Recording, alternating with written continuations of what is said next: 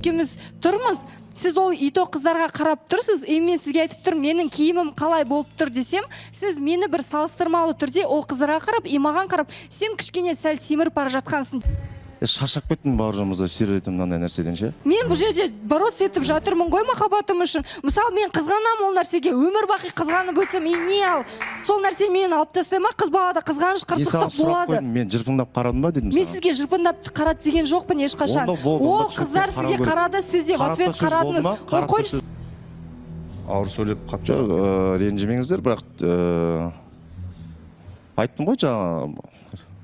Қатты айтсам ренжімеңіздер, просто андай бір төбен түсіріп қарамайтын шығар енді деген сияқты бір сөздерде шықты дегендей. Ержігіт дәл сол сөзді айтқан. Мен және де мен Сержанның сөзіне айттым. Сержан маған сол сөз жаққан жоқ шыны керек. Мен сіз емес, басқа қатысушыларда андай бір әдемі көзбен қарағаныңызын айтты, махаббат көзбен қараған, болмаса бір енді әдемі қыз екен ғой деп жырпыңдап қарап тұр екен ғой деп, бұл да бір жырпыңдап қарамау керек қой деген сияқты.